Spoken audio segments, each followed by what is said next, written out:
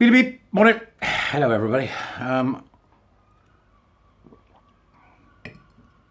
Quite extraordinary scenes from Belfast yesterday. Great to see the women talking. I noticed that the trans rights activist, there was a great video doing the rounds with some silly music. God knows who did that. The trans activists in Ireland yesterday seemed to behave themselves.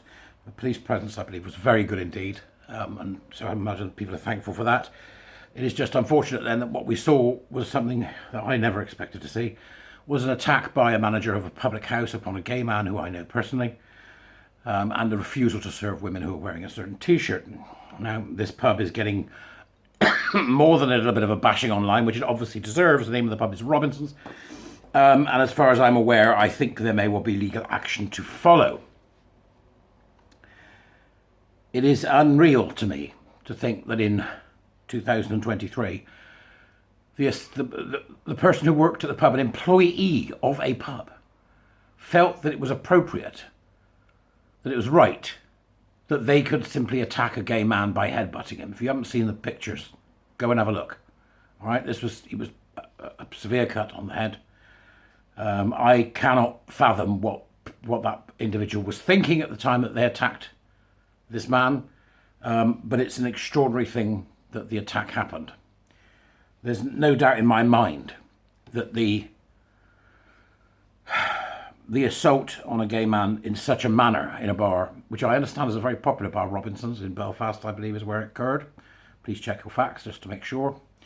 And it's an extraordinary thing to imagine that that's happening in modern day Britain. I was utterly gobsmacked for quite some time. So, and I understand that the gentleman who was attacked is okay and that the police were called. I can only hope that there is some kind of investigation. And obviously this was a brutal attack upon an individual by an employee. I can't get my head around it. What shall I do today? You know? I cannot get my head around it. But I believe in Northern Ireland under their Equality Act, which was pointed out to me by Audrey, is not the same as ours. Thank you for that, Audrey. You can't discriminate under political affiliation, let alone anything else.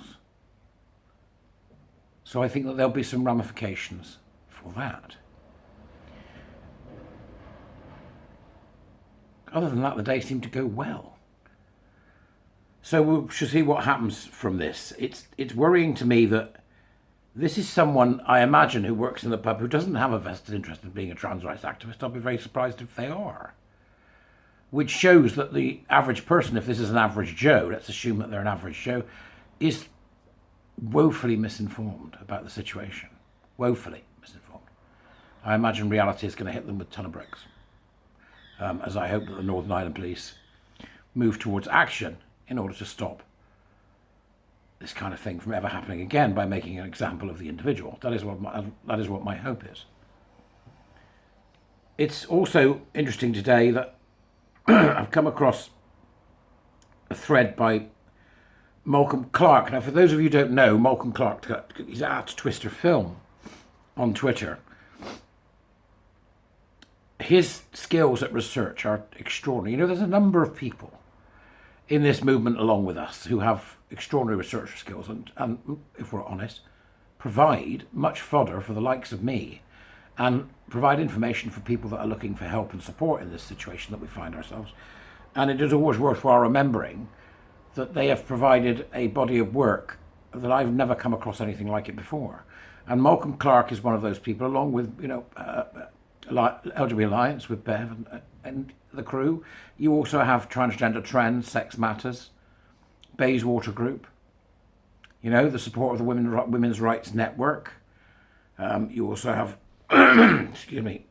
various other organisations like Legal Feminist, various legal firms, various people involved in the legal world. Those who provide information that is going to be an extraordinary reference library for future studies of this most unusual time in human history, where so many people collectively lost their minds. So today I'd like to urge you to subscribe to Malcolm Clark's Substack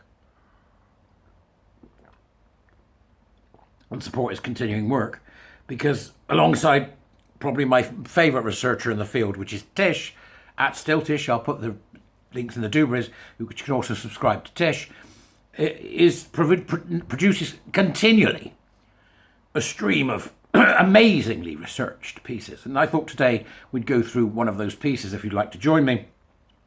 And this was posted by Malcolm at 4:30 on the 16th of April 23. Again, all of the links will be in the doobries for you, so you can follow Malcolm and find his information and follow him on Twitter as well. So let's begin by going through this fairly short Twitter thread, so I'll not keep him long. So Malcolm has to say from the beginning here in his first tweet, what's the darkest secret of the trans lobby? It's one it's tried to hide for decades. There's a clue in this documentary on the BBC, currently on the BBC iPlayer, called Casa Susanna. It's a sexual fetish of men who get off by imagining themselves as women. Malcolm says, in my latest Substack, I explore ortogynephilia. I was asked about this by one of my warrior teachers recently. And so this information will also prove useful to them. In my latest Substack, I explore ortogynephilia, or AGP, revealing that the fetish was the driving motive of the first trans organisation, of which Casa Susanna, a transvestite holiday resort in the Catskills, was an important affiliate. A regular guest was the man who invented the word transgender, and whom Susan Stryker, the trans historian, says was a crucial figure in the early transgender movement, that being Arnold Lohman, who LARPed as Virginia Prince.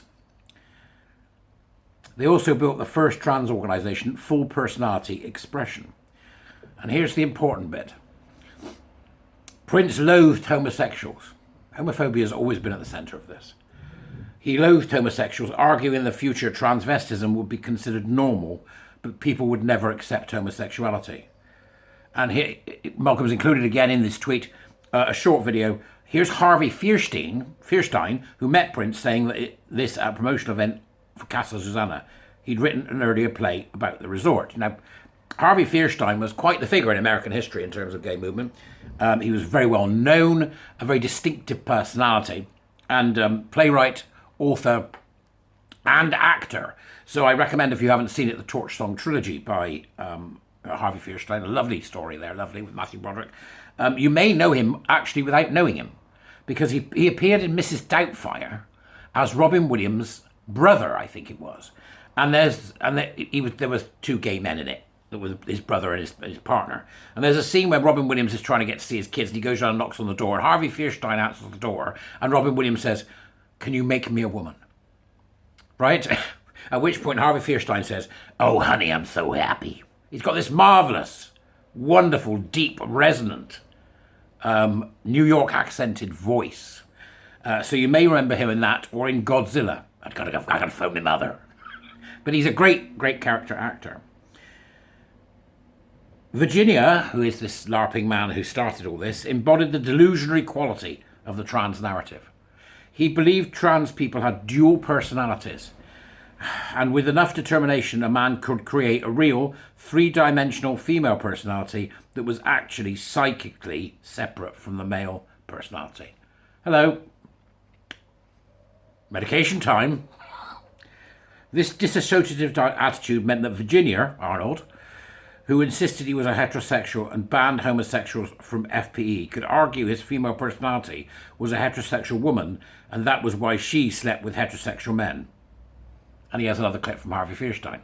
You can see here how the delusion, fighting against probably or possibly his own innate homosexuality, the delusion kicks in.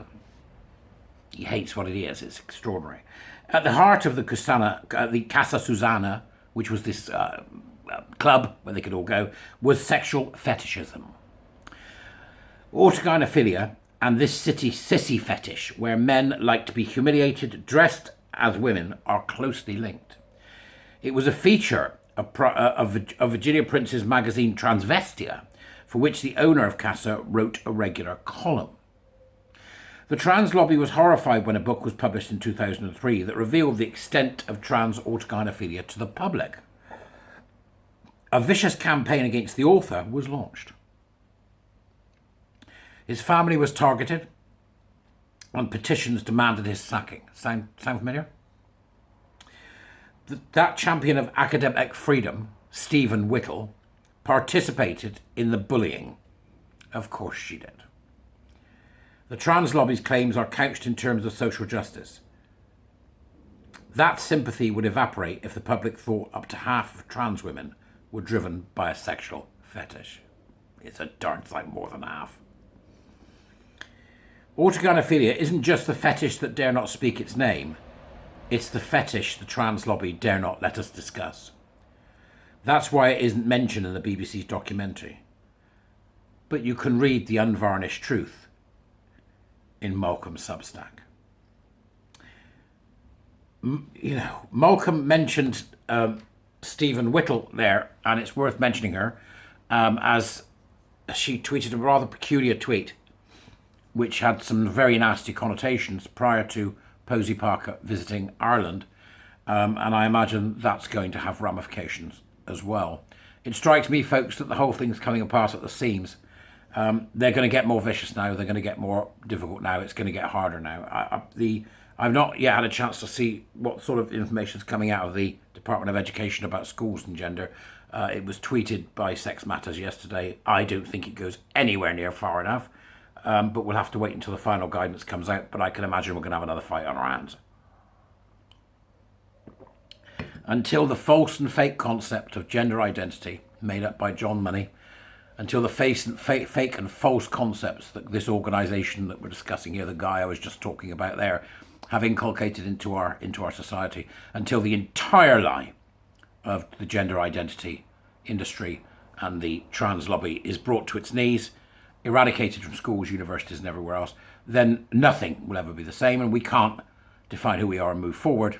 Again, as Malcolm said in his tweets there, the idea of social justice, critical social justice, has been at the heart of this too. It was seen as an opportunity in which to force a wedge between reality and society and split people into those who support it and those who don't. It's been very good at doing that. It's now time that we make sure that they don't get to do it any longer. So, yeah, please do go and subscribe to Malcolm's Substack. It's well worth subscribing if you can. That's about it on that one. I just thought it was a fascinating piece by Malcolm. Thank you very much for that. And let's keep going, folks, and I'll catch up with you later. Bye-bye.